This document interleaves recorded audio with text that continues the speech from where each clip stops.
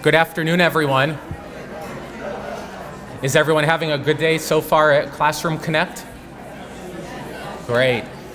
Well, we're in for a real treat for now, right now during our Lunch and Learn session. And so it's my distinct honor and pleasure to be able to welcome the Honorable Annise Parker. She's a Rice alum, second-generation Houstonian, and she, in 2010, Time Magazine named her one of the most influential people in the entire world. So we're in for a real treat being able to hear from the Honorable Annise Parker. So without further ado, let's give her a warm welcome up to the podium. So, Mayor Parker.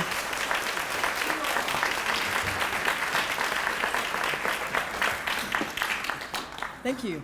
And I hope you are having a good day today and have enjoyed the other speakers. I was up here trying to figure out if I could do this without putting my glasses on, but I don't think I printed it out quite large enough. So my talk today is, not surprisingly, about cities. I spent 18 years of my life helping lead the city of Houston, but I've spent all my adult life working in downtown Houston and being a part of the economic life of this city. The title of my remarks is Why Cities Matter, the role of the modern city-state in driving culture, ParaDiplomacy, and global economy. And it's actually not going to be that bad. And I'm going to start with a quote from a global strategist and author by the name of Parag Khanna. Cities are mankind's most enduring and stable mode of social organization, outlasting all empires and nations over which they have presided. Now, I don't know if I quite agree, because we have seen the rise and fall of cities, but I absolutely agree that moving forward, cities are going to define the world as we know it. I recently attended a conference entitled Strategies That Move the World, focused on strategic management and business.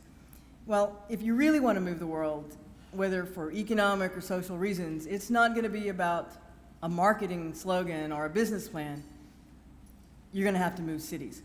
Cities are the essential building block of the modern world. Cities are thriving or metastasizing, depending on whether you have a dystopian viewpoint of cities. Megacities are cities with urban populations of 10 million inhabitants or more. Some of these are what are called conurbations, contiguous urban areas that have coalesced from existing towns and cities and suburbs. According to the United Nations, in 1990, there were 10 such megacities, representing just less than 7% of the global urban population. Today, there are 37 megacities. The two largest megacities, Tokyo and Shanghai, have 35 million people each.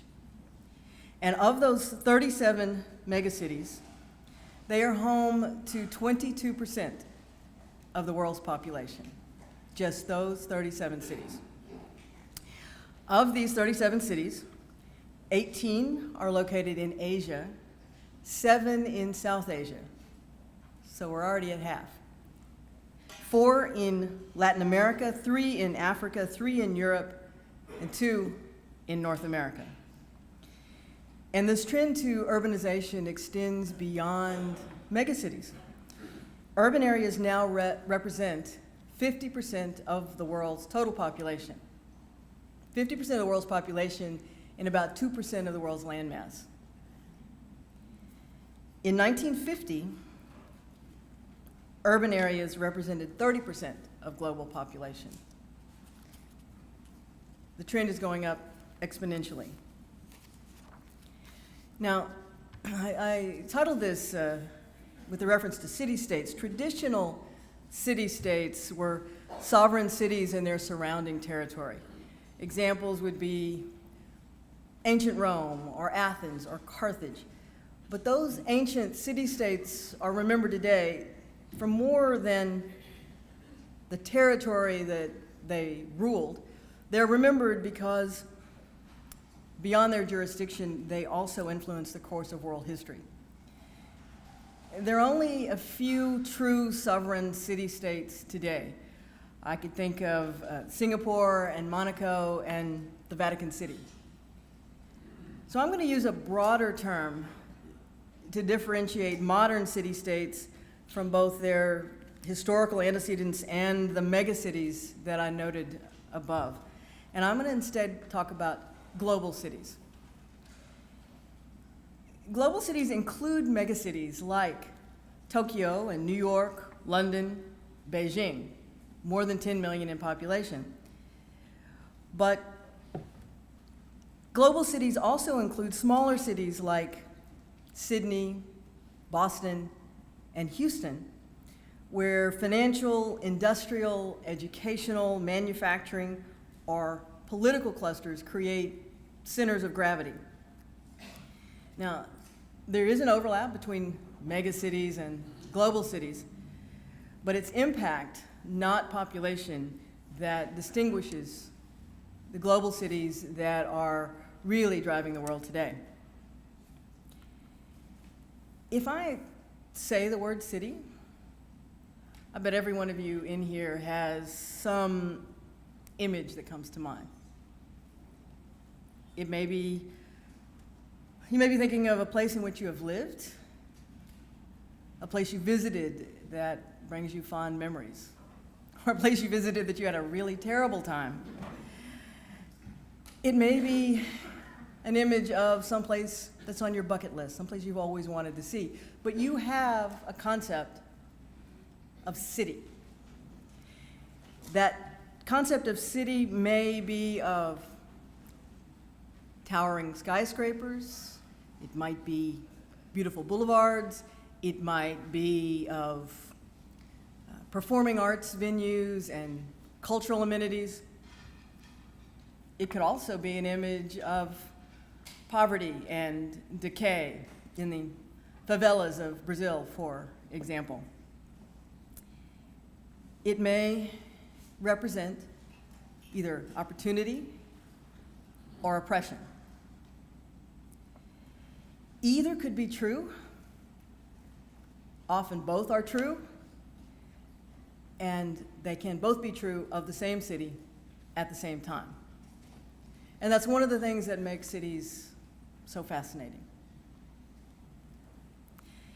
As places, cities are embedded in the fiscal and cultural matrix of their countries, but they're also shaped by the immutable facts of their geography.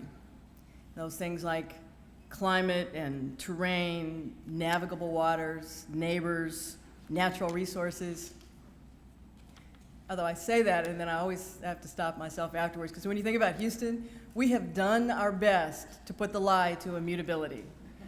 We channelized our bios, we built the Houston Ship Channel, we have air conditioned everything in sight, but we do still have some constraints from the natural world. In addition to that, cities are businesses. Cities have budgets and bottom lines, and unlike most federal governments, every city government in America has a balanced budget requirement and a responsibility to meet fiscal obligations. For those who have that MBA mindset that describes success in business as, oh, you have to have the right business in the right place with the right product. Well, cities are a business where the business is already defined, the location is static, new product lines are rare, and there's lots and lots of competition. Cities leverage and concentrate resources. Human, economic, educational. But cities are also, first and foremost, 24/7 service organizations. Service organizations with responsibilities both varied and essential, most of which involve the logistics of large numbers of human beings living in proximity to each other. Many of these responsibilities can neither be delegated nor ended, only improved upon. Every city in the world has to provide the same core functions to sustain and protect life. And in fact, every city for millennia has had to provide the same core functions. To put it down on its most basic level, you have to have fresh water, you have to have a latrine, that's your sewer system, you have to have a place to put the trash, you have to have a power source, maybe you have a trail to the water hole, and say you have someone standing beside the water hole to keep the tigers away when you draw water. Same thing cities do today, just in a more complicated and often more automated fashion. Many cities focus on operational rather than strategic goals. It's my argument that true global cities are focused on strategic goals as well as those day-to-day necessary operational goals, and that's one of the things that distinguishes global cities. Many cities try to build resilience, and resilience is the buzzword in cities today. Resilience being the capacity to recover quickly from disaster or diversity, but also more broadly, for global cities, being resilient means not only bouncing back after a crisis, but anticipating threats and needs, adapting successfully to new challenges and competition, managing growth and managing change in a productive way.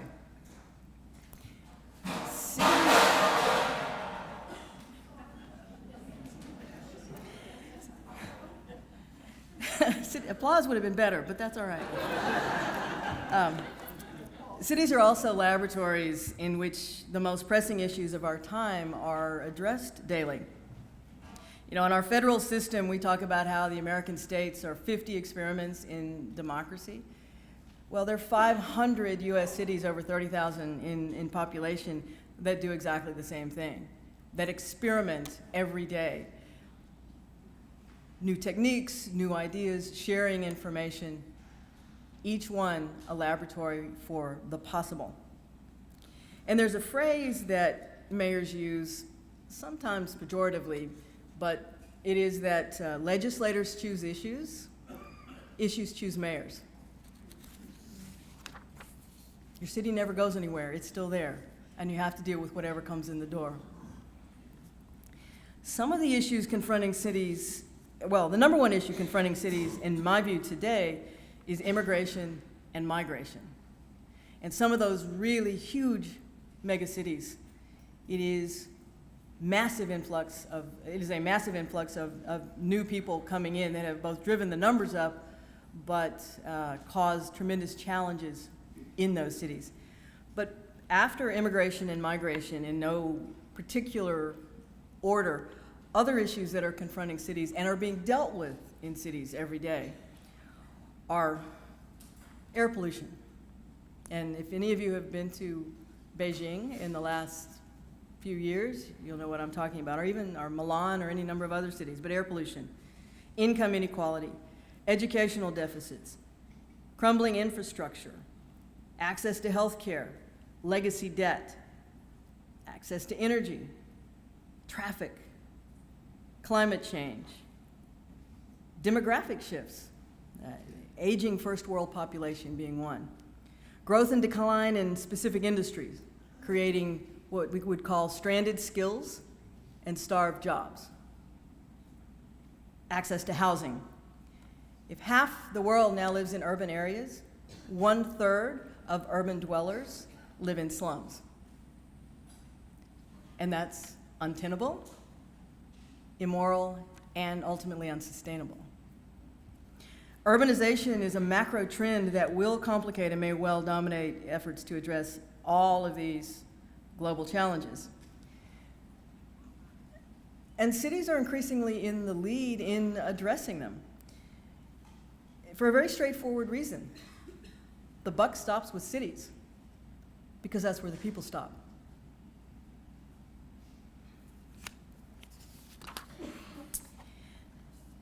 Though home to only two megacities, New York and LA, which also happen to be global cities, and with a still vast agricultural heartland, America is also an urban nation. According to the U.S. Conference of Mayors in 2015, urban areas in America represented 86% of U.S. population. 86% urban areas, cities over 30,000 in population. 91% of our U.S. GDP found in cities. Politicians may rail about too much deference given to the opinions of coastal elites, but if you combine the Boston, New York, Washington corridor and greater LA, that is 1/3 of the US economy. That should matter. The Texas legislature is absolutely dominated by rural interests, but 93% of the Texas economy is represented by our metro areas. And the three largest metro areas in Texas, Houston, San Antonio, and Dallas, have been among the fastest growing Sunbelt cities over the last decade. So that concentration in urban areas is happening right here. And while it is shifting the economy of Texas, it hasn't yet shifted the political structure of Texas. I know we all live in Houston and we know it's a big city. We are fourth largest in the United States. But the metro area of Houston by itself has a larger population than 15 US states. The greater Houston area, primarily Harris County, but a slightly larger urban area, has a population greater than 25 US states. And we have an economy that if we were our own country, the metro area of Houston would be the 29th largest economy in the world. Just about the same as Thailand, Sweden, Norway, Austria. Cities matter economically. But cities shape economies with more than just this daily flow of commerce, that raw number. Many cities use their own spending strategically in order to drive policy. And that strategic spending could be in targeted capital investments, it could be incentives to drive some other aspect of the economy to attract business, any number of other things. Houston, as a global city, is the acknowledged capital of the worldwide oil and gas industry. Houston is also the largest municipal purchaser of renewable energy in the United States. Home to oil and gas, purchaser of renewable energy. 3 successive mayoral administrations, and I'm including the current one, have made and kept the commitment to lead on this issue because we believe we have a responsibility to fight climate change, and our investments can help build the market for renewables. I'll give you another example. Refusing to spend money, not just investing money, but refusing to spend money by cities can be just as significant. Harris County's pragmatic recent decision to move to a cite and release program for marijuana offenses is an acknowledgement that there's little local support for and a real cost to tying police and jail resources up in these minor infractions and creating lifelong financial burdens by saddling youthful drug offenders with criminal records. But that puts us directly at odds with our federal government and new Attorney General Sessions' plan to wage an all-out anti-pot offensive. The one that's in the news these days is the issue of sanctuary cities. And I'm going to say, for the record, and some folks may argue with me, that the only sanctuary city that I am aware of is San Francisco. And there may be some others where cities have said, we are not going to cooperate with immigrations and customs. What is happening is that cities are pointing out that this is a hugely expensive, unfunded mandate. By law, it is voluntary, And using local police resources to check immigration status removes the officers from the call for service loop. They cannot investigate a burglary if they're checking immigration papers. Now, every city I know, and in fact the state of Texas and the city of Houston have exactly the same policy, which is if you are arrested, we will adjudicate you, and then if ICE wants you, they can have you, and we will happily turn you over to them. And even with recent changes in Harris County, where the sheriff has said he's not going to pay the $600,000 a year he was paying to do this work for the federal government, if they want to pay for it, he's happy to let them have the prisoners. These are strategic financial decisions designed to drive policy. And now I'm going to talk a little bit about the phrase ParaDiplomacy. Global cities don't just spend and not spend strategically. They operate strategically.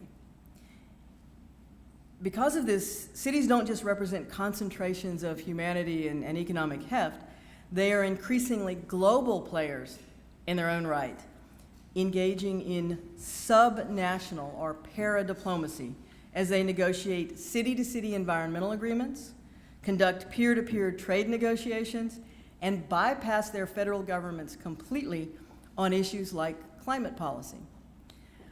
Most cities of necessity have broad executive powers in the hands of very pragmatic, nonpartisan operational leaders. And in the United States, and frankly, almost every city is nonpartisan in election structure.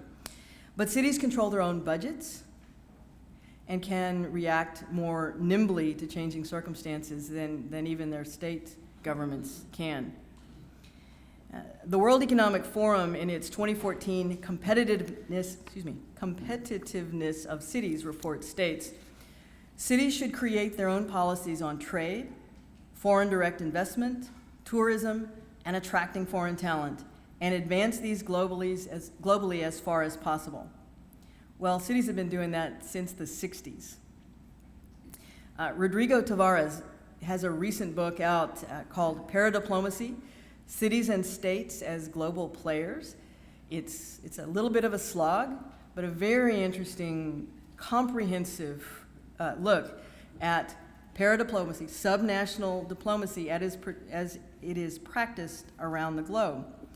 He lists more than 125 existing transnational networks and international associations composed of cities and states, binding themselves both through operating under non-binding MOUs, but also binding themselves sometimes contractually to goals that they have determined with other cities or with other states, operating independently of national policy. The City of Houston is a member of the International C40 Climate Leadership Group, which is megacities focused on reducing greenhouse gas emissions. It is a member of the World Energy Cities Partnership, which is a coalition of oil and gas capitals from around the world, with Houston being the permanent secretariat. It's a member of the Sister Cities organization. It's a member of ICLEI, Local Governments for Sustainability. City of Houston has an International Affairs Office. It has a Protocol Office, both to handle the volume of international diplomatic and business relationships that flow through Houston. Trade missions that never go to Washington, trade missions that never appear on any federal list. Now again, largely this is through memoranda of understanding and making commitments that future mayoral administrations may have to honor, and often non-binding agreements. But consistently, over time, cities have banded together to create clear goals, standard metrics, common language and definitions, and voluntary reporting accountability to address a number of the issues that I cited above as the most pressing issues of our time. Just domestically, the City of Houston is a member of the U.S. Conference of Mayors, open to any city above 30,000 in population, so there's more than 500. U.S. Conference of Mayors, the National League of Cities, the Texas Municipal League, and the City of Houston meets informally with what we call the Big Eight, which is the 8 largest cities in Texas. It grew a few years ago to now it's the Big 15, but because cities kept growing. But for the Big Eight, why would we need to talk to each other? We have each other's back in the legislature, and we often have signed off on a joint plan for legislative initiatives. What you're seeing right now on pension issues in the state legislature, it's not just the city of Houston. You also see Dallas and Fort Worth, and believe me, they've all sat down together and shared strategies and ideas before they ever went up there.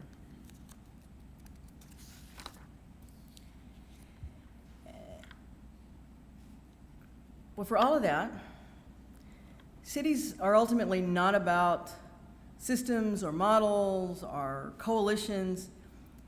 Cities are about people. Cities are about people and their lives. I know you heard from some really great scientists today, so here I go.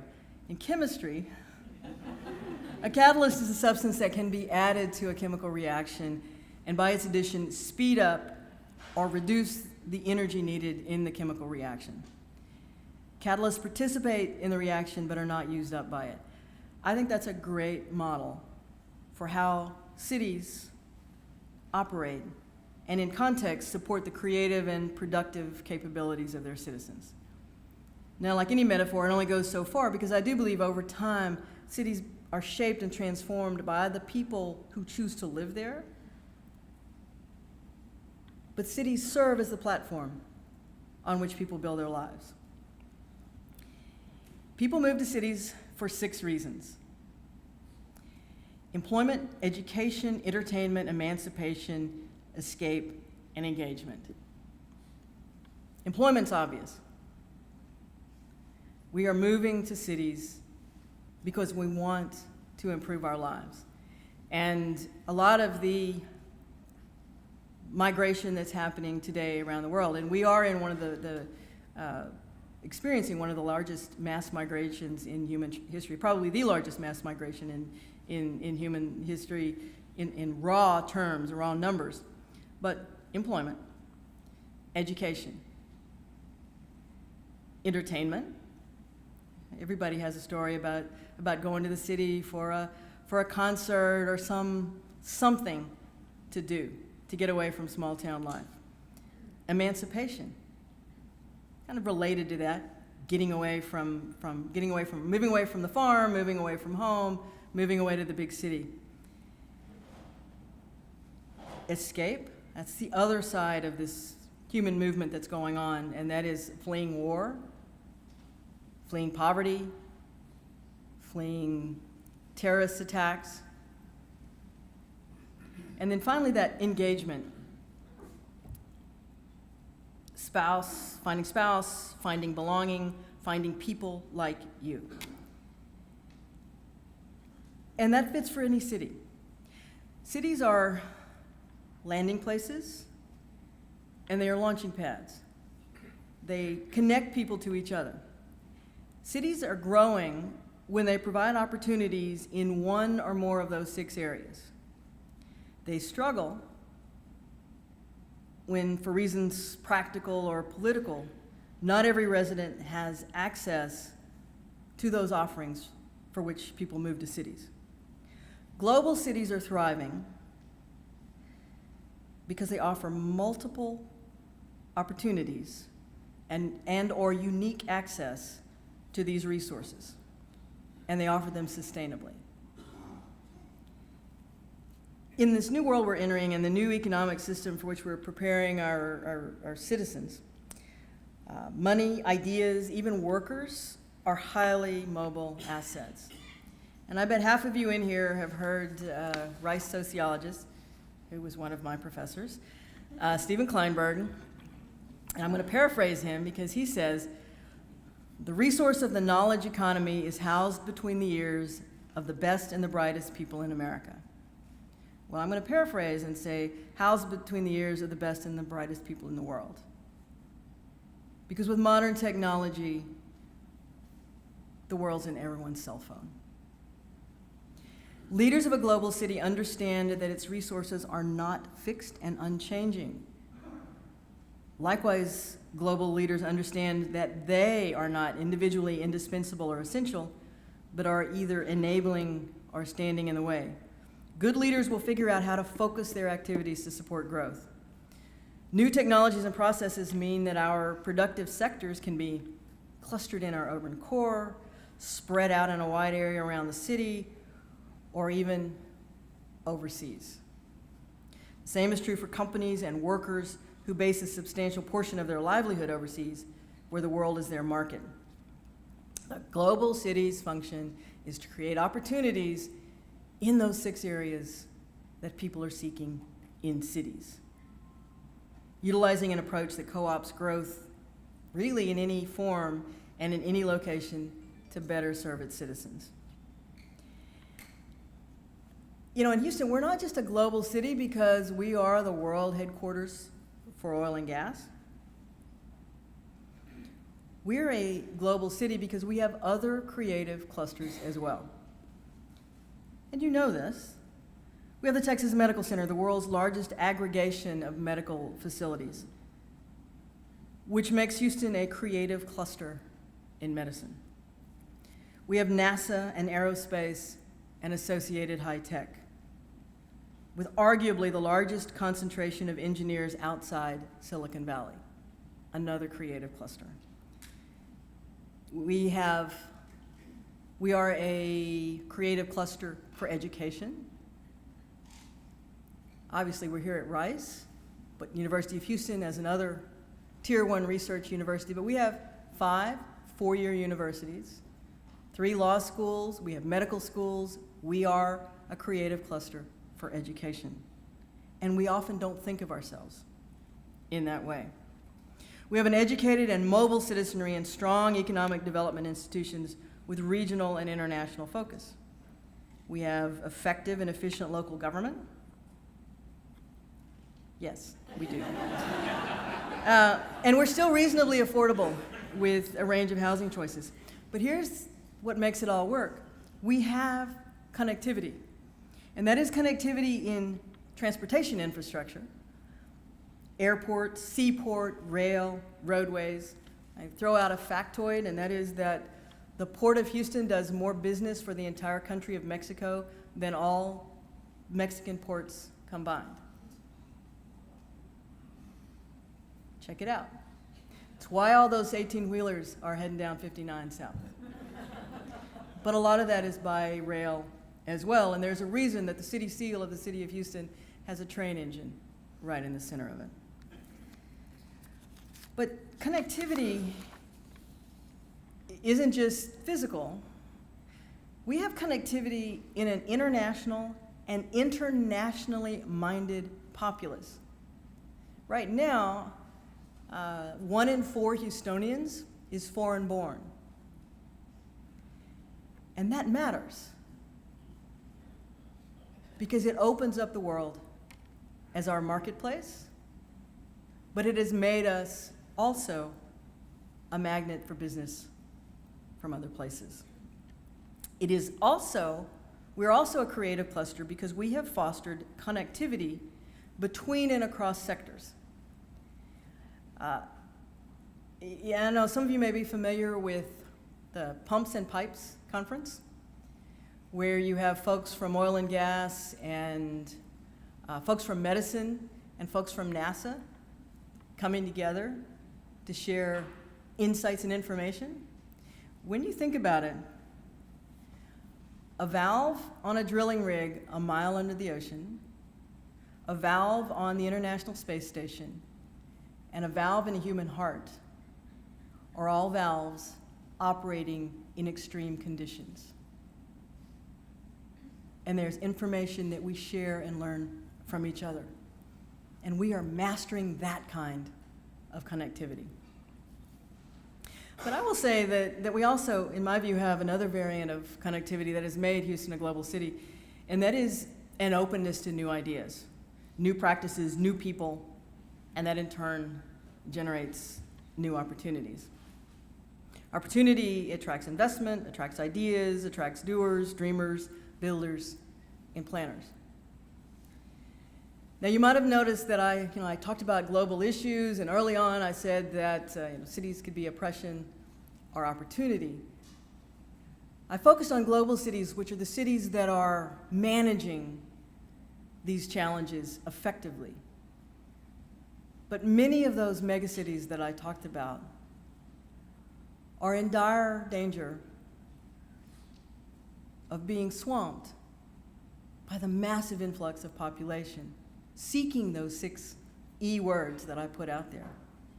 And if they can't figure out how to handle it, how to manage it, how to productively engage, there's another, that E word, how to productively engage those people who are flocking to their cities, they're going to create another type of problem going forward. And that is, what do we do with failed megacities and massive populations in that dystopian future that could happen? But the positive future, where it's working, the future is going to be about how we connect people to each other, places to each other, sectors to each other, people to places and sectors. We're always going to need physical resources to survive. The functions of cities 2,000 years in the future will still have to be the same base functions, but more and more of us will need to connect in order to thrive, and cities are going to be the place where that connection happens. A city is an idea, and every one of you has an idea of city, but it is a physical place, it is a business, it is a collection of resources. It is a dynamic interaction of component parts. And it is an aggregation of and a catalyst for the dreams and aspirations of every one of its citizens. And that's what makes them so fascinating. Thank you for your attention today.